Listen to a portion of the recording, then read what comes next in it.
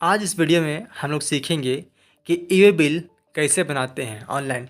चलिए सबसे पहले हम ई-वे बिल सर्च कर लेते हैं गूगल में और उसके बाद चल जाएंगे, हम लिंक पे क्लिक करेंगे। जब तक ये आज थोड़ा हमारा इंटरनेट स्लो चल रहा है शायद, जब तक ये ओपन हो जाता है तब तक हम लोग चलिए देख लेते हैं कि हमें ई-वे बिल बनाना कहाँ से है। तो ये है हमारा डिटेल, बिल का डिटेल, जहाँ पे ये कंपनी का नाम है और बाकी सभी यहाँ पे इंफॉर्मेशन यहीं से हम लोग कॉपी करके हम लोग सारा उसमें फिल करेंगे जीएसटी पोर्टल में। देखिए तो लॉगिन हो करने हैं, अब करते हैं। अब तो यहाँ पे आईडी और पासवर्ड डाल देंगे अपना, जो भी आईडी मेरा पासवर्ड है सो, ठीक है। उसके बाद कैप्चा डाल करके, यहाँ पे कैप्चा समझ में नहीं आ रहा है हमको तो फिर से रीसेट कर दिया मैंने, और उसके बाद यहाँ पे कैप्चा डाल करके इसको हम लोग लॉगिन वाले पे क्लिक करके लॉगिन कर लेंगे, ठीक है। तो हम लॉगिन हो गए हैं। अब जाएंगे ई-वे बिल, जनरेट न्यू, और यहाँ पर सबसे पहले यहाँ बिल का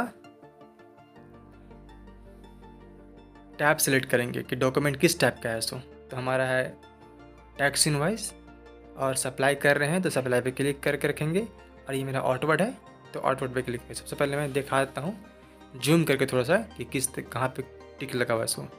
ये आउटवर्ड सप्लाई है तो आउटवर्ड में टिक लगा हुआ है, ठीक है। और उसके बाद यहाँ पे टैक्स इनवॉइस सेलेक्ट करेंगे डॉक्यूमेंट टैब में, और यहाँ पे डॉक्यूमेंट नंबर डालेंगे, ठीक है। तो डॉक्यूमेंट नंबर हमारा बिल में मिल जाएगा यहाँ पर। तो डॉक्यूमेंट नंबर यहाँ से हम कॉपी कर लेंगे, ठीक है, और कॉपी करके यहाँ पे आकर पेस्ट कर देंगे, ठीक। उसके बाद हम यहाँ पे डॉक्यूमेंट का डेट सेलेक्ट करेंगे कि मेरा किस तारीख को बिल बना हुआ है। तो मेरा डेट सेलेक्ट कर लेंगे 12 सितंबर, और यहाँ पे जीएसटी नंबर कॉपी करके पेस्ट कर देंगे। ये हमारा रेगुलर है, रेगुलर इनवॉइस है तो रेगुलर में यहाँ पे क्लिक करके पेस्ट कर देंगे, ठीक है।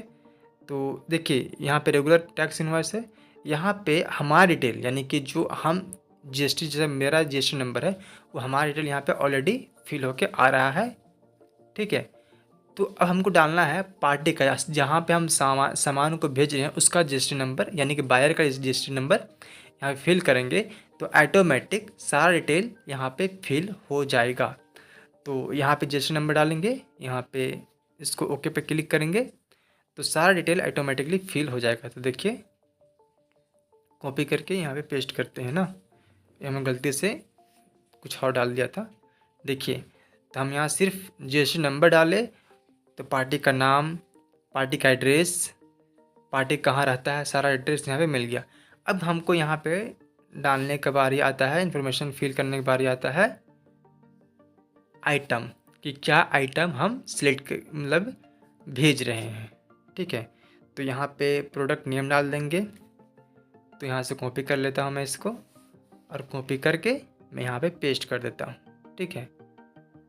यहाँ पे डिस्क्रिप्शन में खाली छोड़ सकता हूँ, यहाँ पे एचएसएन डालना होगा मुझे, तो एचएसएन यहाँ पे दिया हुआ है। कॉपी करके डॉक्यूमेंट से यहाँ पे पेस्ट कर दूँगा। क्वांटिटी यहाँ पे सेलेक्ट करूँगा कि क्वांटिटी कितना है, सो तो 44 पीस, 4 फ्री है। फ्री वाला मैं फ़िलहाल नहीं जोड़ रहा हूँ, यहाँ पे सिर्फ जो एक्चुअल में क्वांटिटी मेरा जा रहा है उसको मैं यहाँ पे फिल कर रहा हूँ। उसके बाद यूनिट, यहाँ पे यूनिट हमको डालना पड़ेगा कि यूनिट क्या चीज़ है। सो जूम करने से थोड़ा सा जूम कर रहा था तो जूम करने से दिक्कत हो रही है। यहाँ पर हम पीसेस, यूनिट्स में पीसेस डाल देंगे क्योंकि हम पीसेस में जा रहा है हमारा सामान, तो पीस डाल देंगे। और यहाँ पर हम डाल देंगे टैक्सेबल वैल्यू, ठीक है। यानी कि बेसिकली यहाँ पर जो मैं फिल कर रहा हूँ सारा डॉक्यूमेंट का डिटेल्स यहाँ पर मैं भर रहा हूँ, ठीक है। तो आप भी भर सकते हैं देख करके।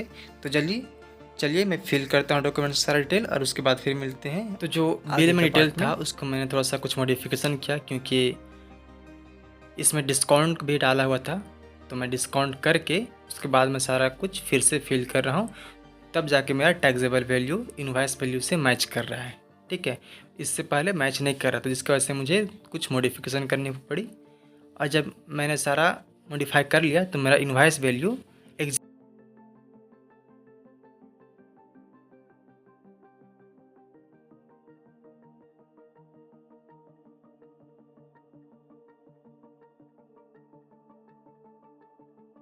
तो मैंने पार्ट ए जो है मैंने सारा कुछ फिल कर दिया है लगभग, और मुझे इसमें कुछ और फिल करना है।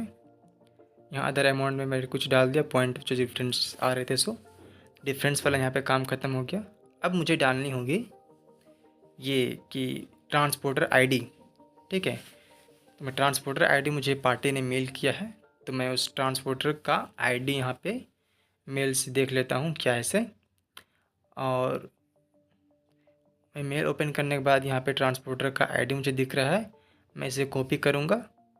ठीक है, कॉपी करके मैं जस्ट ई बिल के पोर्टल पे जा कर के यहाँ पेस्ट कर दूँगा, तो ऑटोमेटिक सारा ट्रांसपोर्टर का डिटेल भी यहाँ पर फिल हो जाएगा कि ट्रांसपोर्टर का नाम क्या है, ये सब सारी डिटेल्स फिल हो जाएगा। तो मैंने पार्ट ए कंप्लीट कर लिया। ठीक है, पार्ट बी हम बना सकते हैं या जो माल भेज रहा है, जो माल रिसीव कर रहा है, वो भी बना सकता है। ठीक है, बाकी सब डिटेल हम लोग फिर डिस्कस करेंगे किसी और ई बिल में, जब हम किसी और का ई बिल बनाएंगे। तो अभी फ़िलहाल के लिए आपको जब किसी को माल सप्लाई करते हैं, किसी को माल बेचते हैं, तो इस तरीके से आप ई बिल जनरेट करेंगे। ठीक है, बाकी सारा मैंने वेरीफाई कर ले रहा हूँ कि मैंने सारा डिटेल्स ठीक से डाला हूँ या नहीं। तो वेरीफाई करने के बाद सारा कुछ वेरीफाई कर लेंगे बिल 2 में सारा डिटेल ठीक है या नहीं। उसके बाद हम लोग आइटम भी वेरीफाई कर लेंगे कि आइटम में सारा कुछ ठीक है या नहीं। तो आइटम सारा कुछ हमने मिला लिया है, टैक्सेबल भी मिला लिया है, और इसका टैक्स अमाउंट भी मिला लिया है कि IGST टैक्स अमाउंट कितना आ रहा है। सो CGST AGST हमारा नहीं बना क्योंकि ये अदर स्टेट में सप्लाई हो रहा था। यहाँ पे अदर में 0.04 डाल दिया क्योंकि इतना का डिफरेंस आ रहा था, तो इसलिए मैंने यहाँ पे प्लस में 0.04 यहाँ पे डाल दिया ताकि मेरा इनवॉइस वैल्यू मैच कर सके एग्जैक्टली बिल से। ठीक है, उसके बाद हमने यहाँ पे ट्रांसपोर्टर का आईडी डाला हुआ था, लेकिन यहाँ से पता नहीं किससे हट गया। फिर से मैं कॉपी करके यहाँ पे ट्रांसपोर्टर का आईडी यहाँ पेस्ट कर दे रहा हूँ, और बाकी सारा डिटेल मेरा यहाँ पे ऑलरेडी फिल है। और यहाँ पे कैलकुलेट कर ले रहा है कि हमारा डिस्टेंस कितना दूर है सो हमारे प्लेस से। ठीक है ना, तो यहाँ पे ऑलरेडी ये भी कैलकुलेट कर ले रहा है। सारा कुछ मैच करने के बाद हम यहाँ सबमिट पे क्लिक करेंगे और इसे ओके कर देंगे। और यहाँ पे लिख रहा है अलर्ट का मैसेज दे रहा है कि अगर आप जिसमें माइनस प्लस कुछ होगा पॉइंट वगैरह सब, तो ये प्रीफिक्स में 0 होगा तो हटा देगा। ठीक है, बोले ओके कोई दिक्कत नहीं, हटा दीजिए। ये हमारा ई बिल बन के तैयार हो गया, ई बिल नंबर हमको मिल गया है। अब हम इसको क्या करेंगे, पार्टी को भेज देंगे। इसमें एक चीज़ कमी ये है कि पार्ट बी अभी तक फिल नहीं हुआ है। पार्ट बी हम फिल कर भी सकते हैं और नहीं तो उस सामने वाले पार्टी के लिए छोड़ सकते हैं। जब ट्रांसपोर्ट करना होना शुरू होगा तो पार्ट बी वो भर लेंगे खुद से अपने ई बिल के पोर्टल से। ठीक है, तो हम यहाँ पे जनरेट कर लिया। अब मैं इसको सेव कर लेता हूँ अपने फ़ोल्डर में, और फोल्डर में सेव करने के बाद मैं इसे आगे फॉरवर्ड कर दूंगा अपनी पार्टी को, जिनका ये ई बिल है, जो ये एक्चुअल में माल भेज रहे हैं उनको मैंने फॉरवर्ड करना है। ठीक है, अब अगर मुझे देखना है कि हमारा जो ई बिल है वो कहाँ पे है, तो पोर्टल में फिर से मैं कहाँ से देख सकता हूँ। तो आइए हम इसमें रिपोर्ट वाला सेक्शन में जाएंगे। रिपोर्ट में जाने के बाद यहाँ पे हम जाएंगे, किधर क्या, ये बिल की रिपोर्ट में यहाँ पे जाएंगे, एक सेकेंड, आउटवर्ड सप्लाई। देखिए यहाँ पे लिख रहा है कि यहाँ पे जिसमें पार्ट बी फिल हुआ होगा वही यहाँ पे ई बिल दिखेगा। तो हमने पार्ट बी तो फिल किया नहीं है, तो मैं यहाँ से वापस हो जाऊँगा और फिर से मैं जाऊँगा रिपोर्ट वाले सेक्शन में। यहाँ पे ई बिल रिपोर्ट में जाएंगे, और ई बिल रिपोर्ट में जाने के बाद यहाँ पे मैं देखूँगा समरी रिपोर्ट शायद मुझे मिलना चाहिए। एक second, pending for E bill, यहाँ पे क्लिक करूँगा। ठीक है, यहाँ से गो वाले ऑप्शन पे क्लिक करूँगा तो अभी जो मैंने ई बिल क्रिएट किया है वो जनरेट किया वो यहाँ पे मिल गया हमको। ठीक है, तो हम लोग यहाँ पे देख भी सकते हैं कि हमने ई बिल कौन सा बनाया है सो।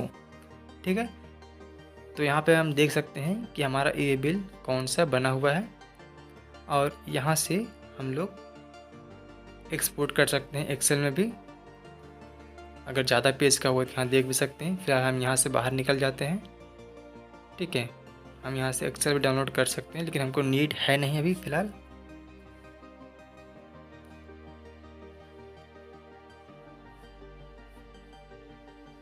ये हमारा डिटेल सिंपल डिटेल है, इसमें कोई ख़ास बात है नहीं।